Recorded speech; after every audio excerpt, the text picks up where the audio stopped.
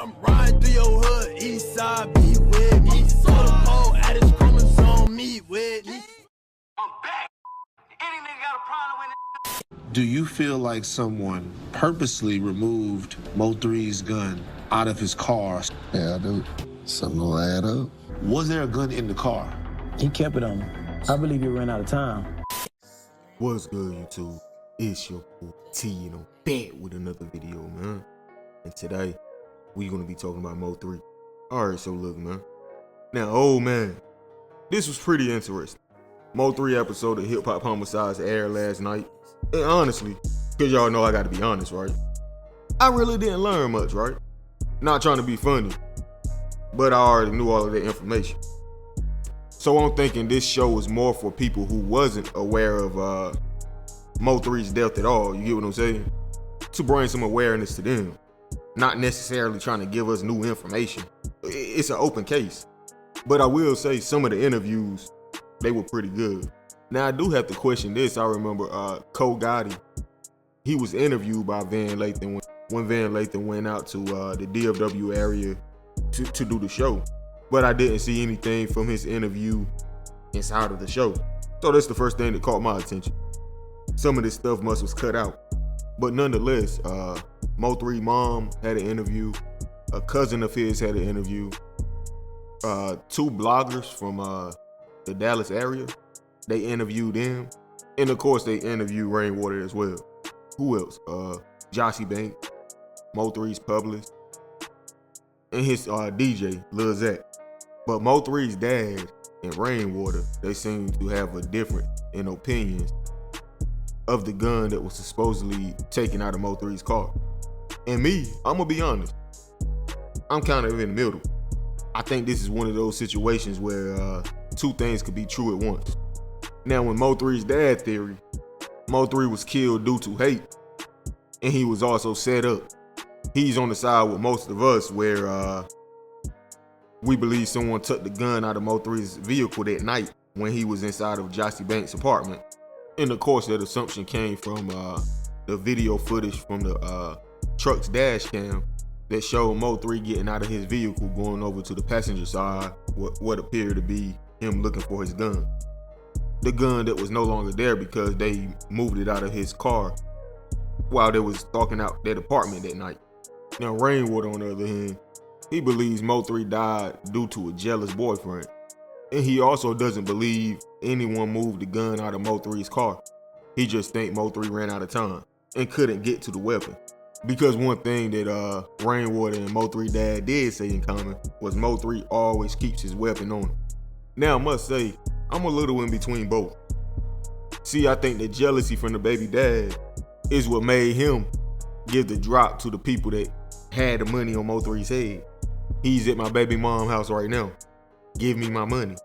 So I think him, Keywan White, and possibly other people as well might have split the pot that was on Mo3's head. So yeah, I think a lot of people are trying to make this one thing or another, but I actually think it's both. The jealous baby dad and the people that put money on Mo3's head, they were in cahoots. And that makes a lot of sense to me because the mutual person that's on both sides here of the baby dad and Mo3 Op is this Keywan White guy.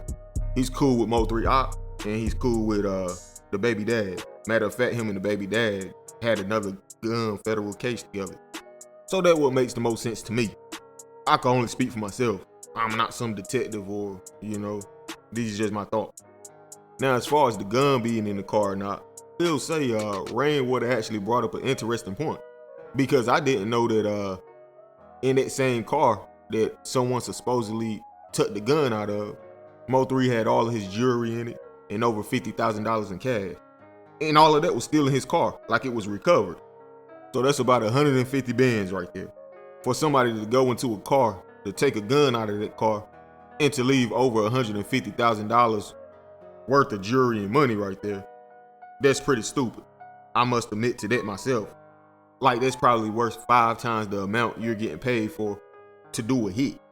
But again, as I said earlier, two things can be true. Who's to say they saw this jewelry and the money? Or who's to say they even cared about it? The money might was just a bonus to them. They might have just wanted this man gone that bad. I mean, think about it, right? On the highway, broad day, like 11 in the morning. They pulled up beside Mo3. They tried to do it right there, but they couldn't because of the traffic behind them. So they sped up, pulled the car around to block Mo3's pathway, waited until he got out of the car, walked to the passenger side, and that's when they started shooting. You know, it's almost as if they knew a gun wasn't right there. They had nothing to worry about. I mean, if I see somebody going to the passenger side of their car, I'm going to assume they're going to get a gun. I'm not going to just let them walk to the passenger side of the car to go and get their gun. So to me, I'm going to be honest, it's almost like they wanted Mo3 to realize that his gun wasn't there, that somebody did him dirty. That was just all planned out too good, and I don't think it was a coincidence. And then you got an audience sitting there recording, talking about the traffic backed up, who got the traffic backed up, you know, clout chasing and stuff. So I think it's safe to say everybody that was involved knew that highway was where Mo3 would meet his demise. I mean, people were already in place waiting on it to happen. And just like Rainwater and his dad both said, Mo3 always kept a weapon with him. I mean, they tried it in Fort Worth, you see what happened. Hell, just like a month or two before his actual death, you saw it happen in Houston, Texas. He had his gun on him and he was able to make it out alive. And I think these people been trying to get Mo3 for a while. And for his gun not to be on him that one time, yeah, I'm gonna have to go with his dad on this one. I feel like somebody moved it out of his car because he got out of that car with confidence that he knew he was gonna go over there and he was gonna get it popping.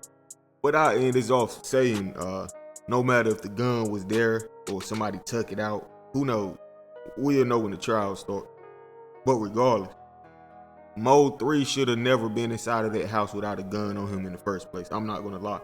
Mo3 should have never walked out of that house without a gun on him. Mo3 should have never pulled off without making sure a gun was on him.